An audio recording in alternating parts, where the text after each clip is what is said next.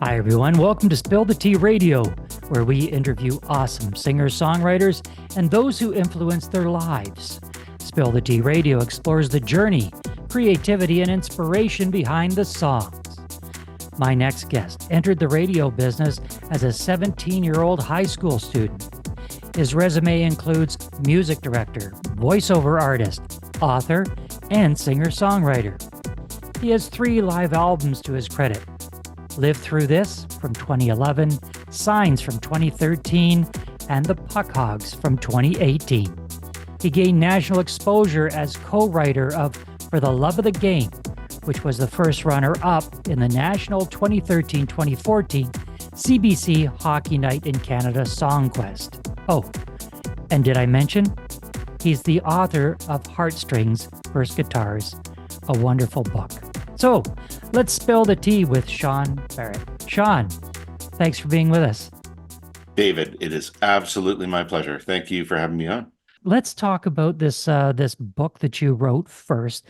Then we're going to talk about the music side of your career, because you're just a plethora of surprises, sir. So let's start with that. What inspired you to write this book? Well, the direct inspiration was a post from a friend of mine on Facebook, and he was talking about his Norman B20, and he sort of just waxed I don't know. He presented this little narrative, prosy kind of short story about where it had been with him and why it was important to him, and I was just kind of captivated by it. And immediately thought, geez, I mean, I've got this story too, and every guitar player does. So I kind of right away, the first thing I did was I Googled it, 6 Ways to Sunday. Has anybody ever collected an anthology of stories like this or written this book? And the answer was no.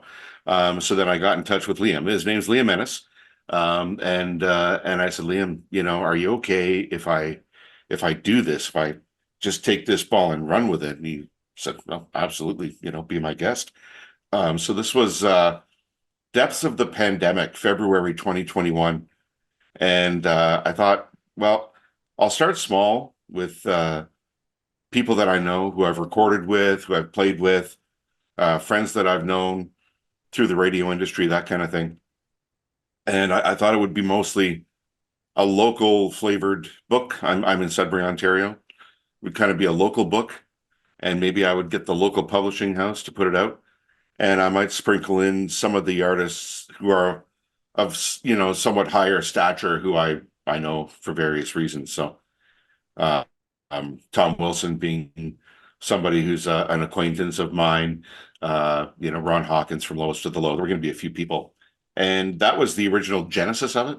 Mm-hmm. And then it just kind of exploded after I spoke with Tom Wilson. How long did it take you to write this book? Well, a long time. Let's see, February 2021, 2022, 2023. Yeah. I only finished it, like really officially finished it, I guess, early summer of last year. So it took a 2.5 years, let's say, roughly. Wow.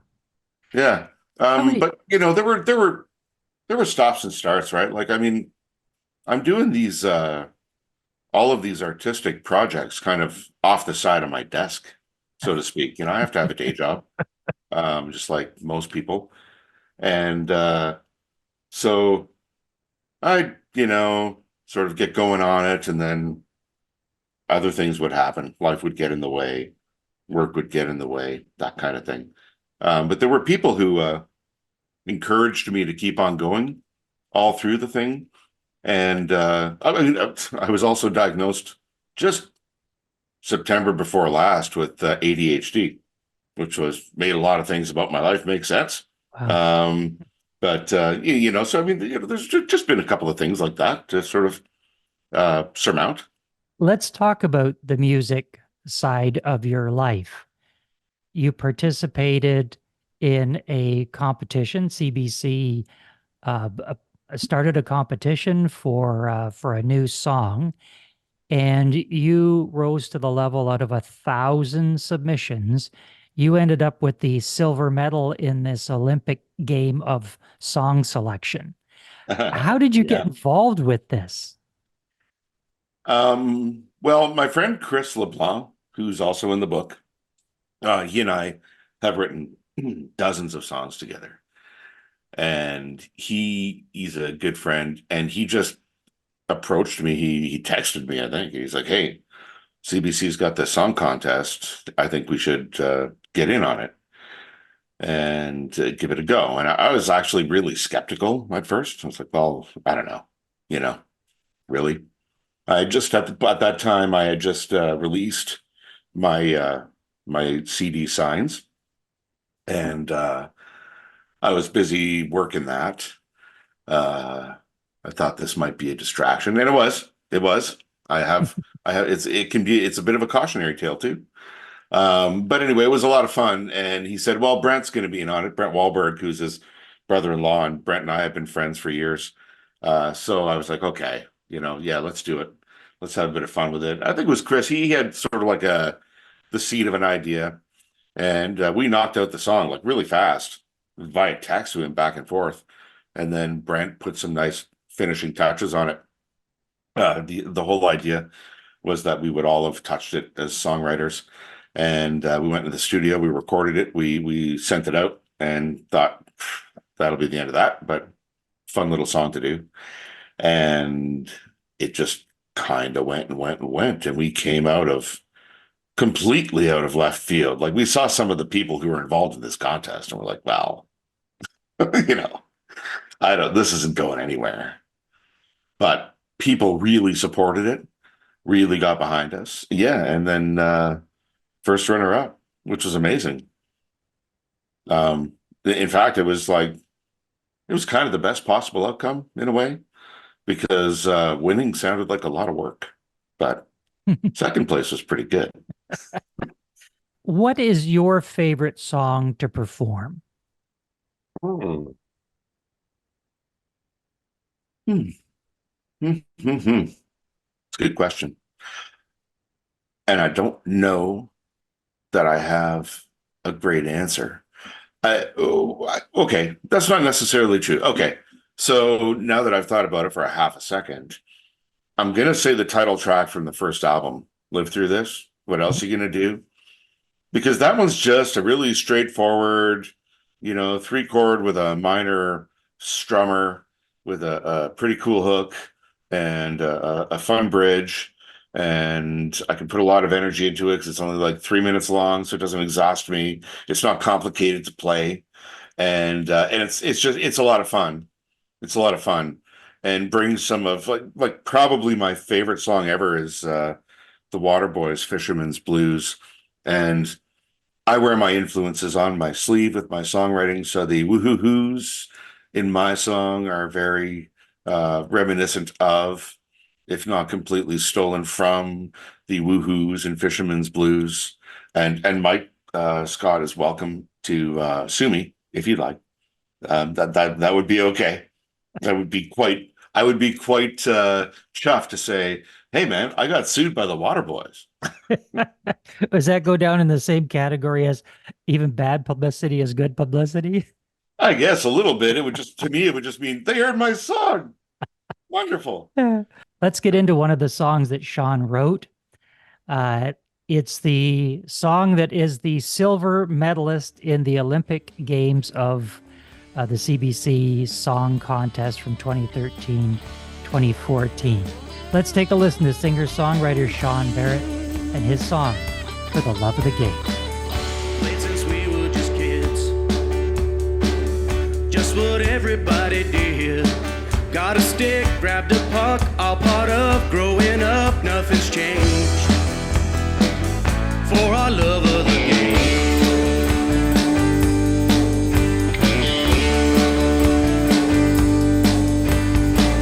Slap shots crack in the night. Another game under yellow street lights. Backyard rinks, shovel clean, a Canadian dream. We stand guard because it's hockey night in Canada, man. Whether we're on the ice or we're sitting in the stands, watching our kids as they tear down the ice, we lay claim to our love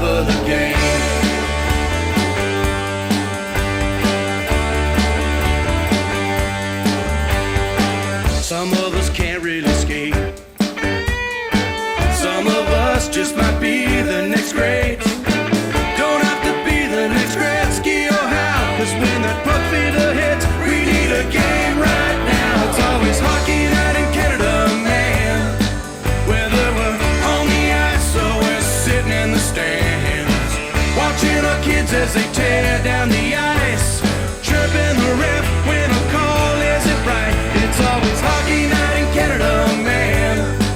Whether we're on the ice or we're sitting in the stands, watching our kids as they tear down the ice, we lay claim to our love of the game.